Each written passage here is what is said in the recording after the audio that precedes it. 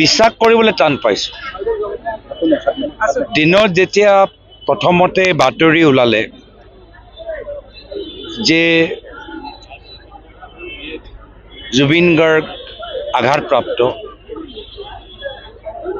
অলপ সময় মনে মনে প্ৰাৰ্থনা কৰিলোঁ যে সুস্থ হওক আৰু সোনকালে আমাৰ মাজত আহক।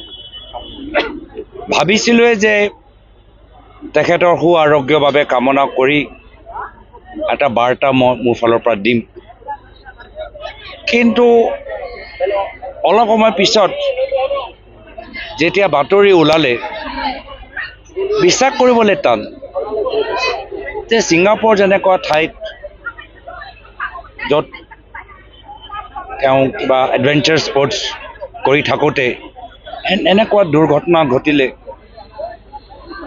ইমান আমি থকমক হৈ গৈছোঁ, ভাষা নাই আৰু এতিয়াও বিশ্বাস কৰিবলৈ আমি টান পাইছোঁ। আজি নিজৰ বক্তৃতাত আমি মাত্ৰ তেখেতক কৃতজ্ঞতাহে জনাব পাৰোঁ। জুবিন গাৰ্গ যদি বিচাৰিলেহেঁতেন তেওঁ পৃথিৱীত যিকোনো ঠাইত গৈ শিল্পী জগতত সফলতা লাভ কৰিব পাৰিলেহেঁতেন।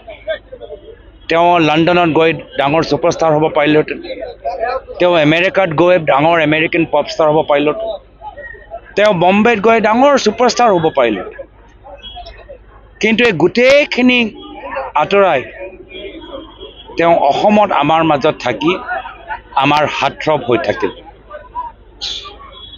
আৰু সেইকাৰণে জুবিন গাৰ্গ অমৰ হৈ থাকিব সদায়।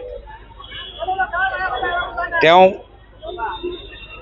আমি সদায় তেখেতৰ গীত, তেখেতৰ কোৱা কথাবোৰ, তেখেতৰ ব্যক্তিত্ব সদায় নিজৰ হৃদয়ৰ ভিতৰত আমি সজীৱ কৰি ৰাখিম।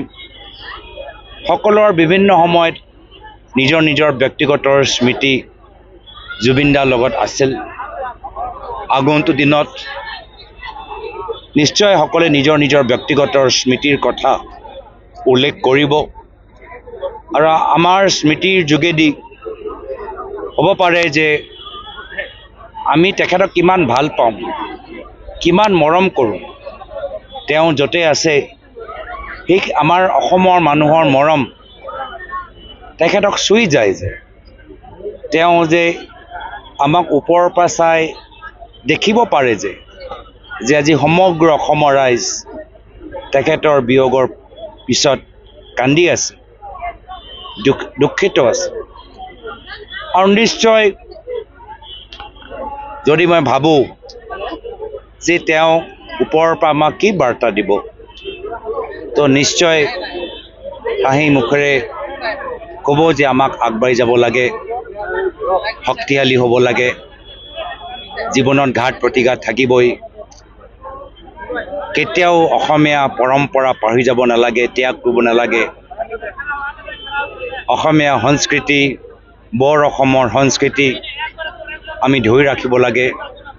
তেওঁ যিদৰে বিভিন্ন ভাষাত গান গাব পাৰিছিল, বিভিন্ন সংস্কৃতিক সন্মান কৰিছিল, সেই পথটো আমি অনুকৰণ কৰিব লাগে।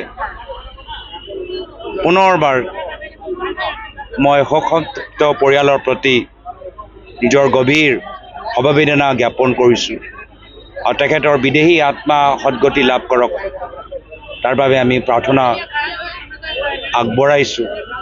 কংগ্ৰেছ দলৰ ফালৰ পৰা আমি আৰু আমাৰ বিধায়িনী দলৰ দলপতি দেৱব্ৰত শইকীয়া ডাঙৰীয়া আৰু অলপ সময় আমাৰ মাজত উপস্থিত থকা AICC general secretary Jitendra Singh ডাঙৰীয়াই সিদ্ধান্ত ল'লে যে আমাৰ বিধায়কসকল, সাংসদসকল, ষ্টাৰ কেম্পেইনাৰ আমি বিটিআৰ নিৰ্বাচনত ইতিমধ্যে আমি নিজৰ প্ৰচাৰটো আমি বাতিল কৰিম।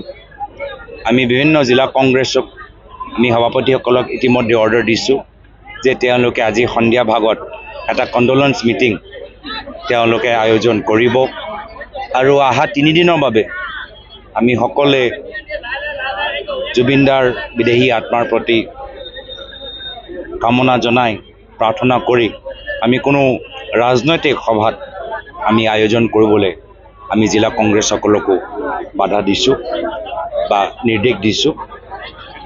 মই আমাৰ বিধায়িনী দলৰ দলপতি দেৱব্ৰত শইকীয়া ডাঙৰীয়া আছে মই তেওঁকো নিজৰ দুআষাৰ ক'বলৈ অনুৰোধ জনাইছোঁ।